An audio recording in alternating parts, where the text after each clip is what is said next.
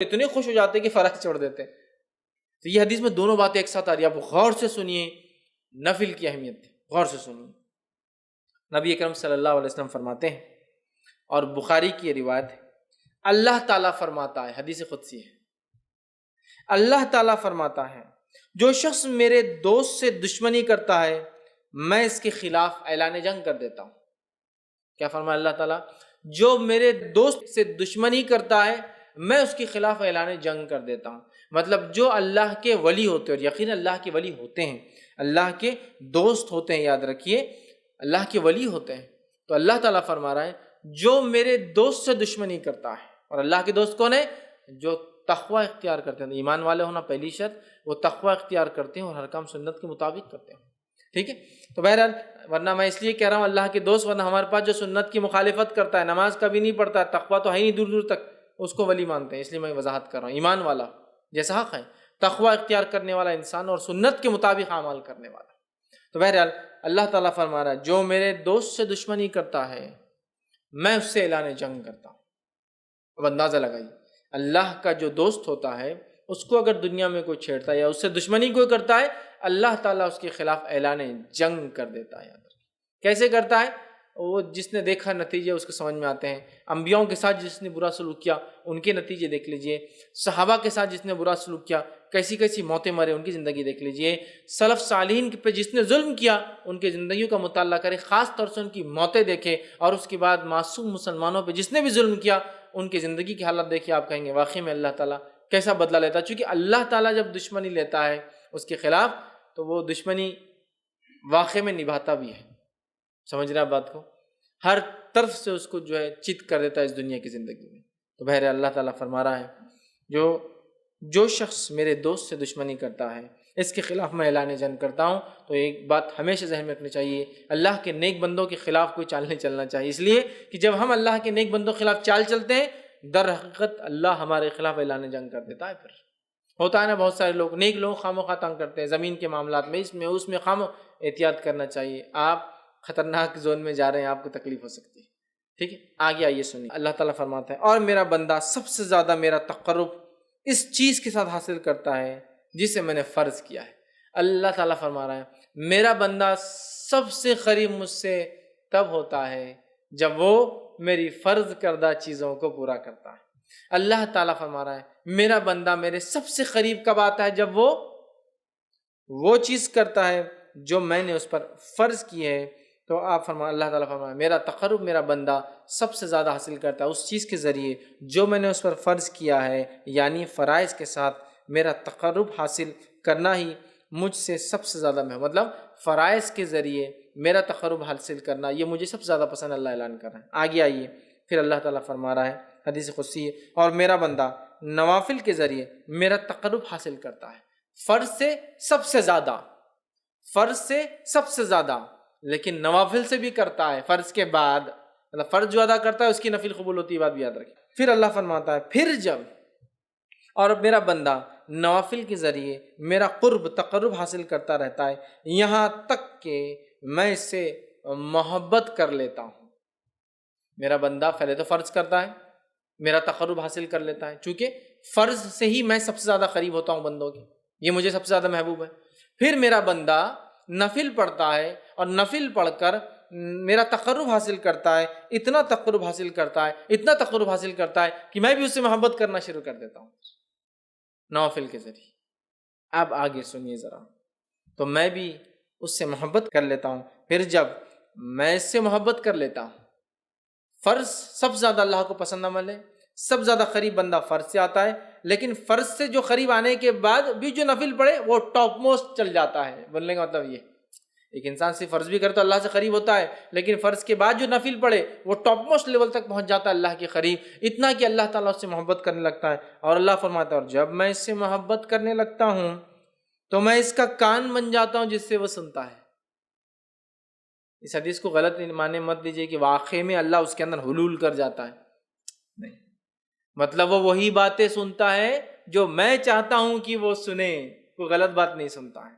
اللہ فرماتا میں اس کا کان بن جاتا ہوں جس سے وہ سنتا ہے، اس کی آنکھ بن جاتا ہوں جس سے وہ دیکھتا ہے. اس کی آنکھ بن جاتا ہوں جس سے وہ دیکھتا ہے۔ عثمان ابن عفان رضی اللہ عنہ فرمایا کرتے تھے کہ مومن کی فراست اس کی نظروں سے بچا کرو، اس لیے کہ مومن جو ہوتا ہے نا اس کی آنکھوں سے چیزوں کو پہچان لیتا ہے۔ بہت سارے سلف کے واقعات ہیں، لوگوں کو، چہروں کو، ان کی حالات دیکھ کر پہچان لیتے تھے کیا پرابلمس ہیں، اس لیے نہیں کہ ان کو غائب کا نعوذ باللہ، لیکن اللہ تعالیٰ نے ان کو وہ صلاحیت دے دی تھی۔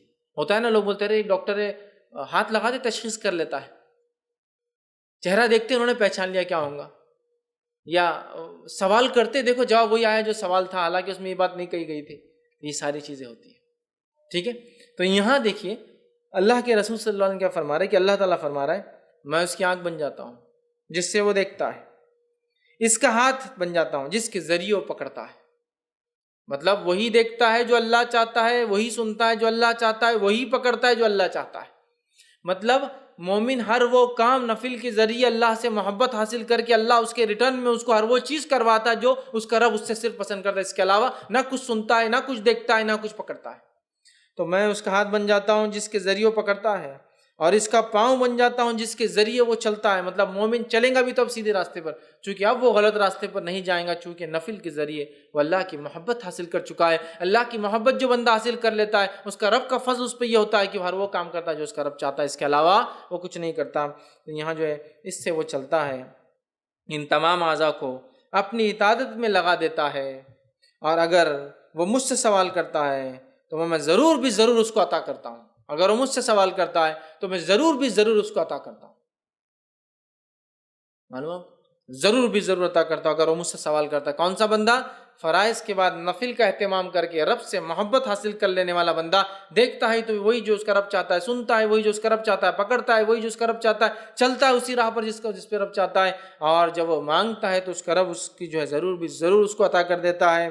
اور اگر وہ میری پناہ طلب کرے تو میں یقیناً اس کو پناہ دے دیتا ہوں۔ اور اگر وہ میری پناہ طلب کرتا ہے، دعا میں خاص دعا یاد رکھی، پناہ مانگنا مصیبت کے وقت، تو اگر وہ میری پناہ مانگتا ہے تو میں اسے پناہ دے دیتا ہوں اپنی طرف سے۔ سبحان اللہ، کتنے بڑے بڑے فضائل ہے نفل کو ادا کرنے کی، کتنے بڑے بڑے فضائل، اندازہ لگائیے، ہے نا۔ اللہ کو سب سے زیادہ محبوب عمل لیکن کون سا ہے؟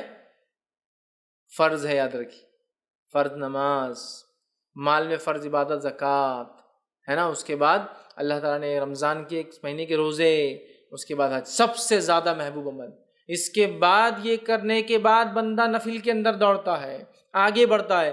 فرض نماز کے بعد نفل نماز، فرض زکوٰۃ کے بعد نفلی زکوٰۃ، فرض روزوں کے بعد نفلی روزے، فرض حج کے بعد نفلی عمرے، نفلی حج بولتے ہیں اس کو حج صغیر، چھوٹا حج، وہ کرتا ہے تو اللہ سے اتنا قریب ہوتا ہے کہ اللہ محبت کرنے لگتا ہے۔ جب اللہ محبت کرنے لگتا ہے تو وہ جو دیکھتا ہے وہ جو اس کا رب چاہتا ہے، وہی سنتا ہے جو اس کا رب چاہتا ہے، وہی اس کے ہاتھ پکڑ دے اس کا رب چاہتا ہے، اسی راہ پر چلتا ہے، قدم چلتے ہیں جو اس کا رب چاہتا ہے۔ اور پھر جب اپنے رب سے مانگتا ہے اس کا رب اس کو پورا، اس کی دعاؤں کو پورا کرتا ہے۔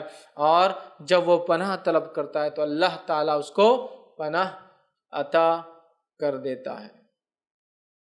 میں سمجھتا ہوں بہت بڑے بڑے فضائل، یہ بخاری کی روایت تھی، ہمیں پتہ چلے اس کے اندر کہ نفلی نماز کے ادا کرنے سے جو ہوتے ہیں، جس میں سب سے اہم چیز جو پتہ چلی وہ یہ ہے کہ بندہ اللہ سے قریب ہو جاتا ہے، اتنا قریب کہ ہر چیز جو اس کا رب چاہتا ہے وہی وہ کرتا ہے، اس سے ہٹ کر نہ کوئی چیز سنتا ہے، نہ دیکھتا ہے، نہ پکڑتا ہے، نہ اس راہ پر چلتا ہے۔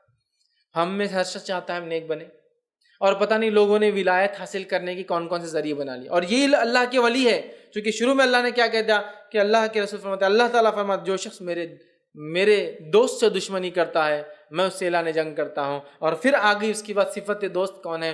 فرائض کے ذریعے نزدیک پہنچتا ہے، نفل کر کے اللہ کا قرب اور محبت حاصل کر لیتا ہے، پھر نفل حاصل کر کے پھر وہ جو مانگتا اللہ پوری کر دیتا ہے، جب پناہ مانگتا اللہ پناہ دے دیتا ہے۔ ہم سب چاہتے ہیں نیک بنے، ہم سب چاہتے ہیں اللہ ہماری دعاؤں کو قبول کرے، ہم سب چاہتے ہیں کہ جب ہم اللہ سے جو مانگے اللہ دے دے، تو ہمیں بھی پھر اللہ تعالیٰ کو پہلے راضی کرنا ہو۔ ارے دنیا کے اندر تو پتہ نہیں کتنی چاپلوسیاں لوگوں کو کرنا پڑتی چھوٹے چھوٹے کام نکالنے کے لیے، ہاں کتنی چاپلوسیاں کرنا پڑتی ہیں۔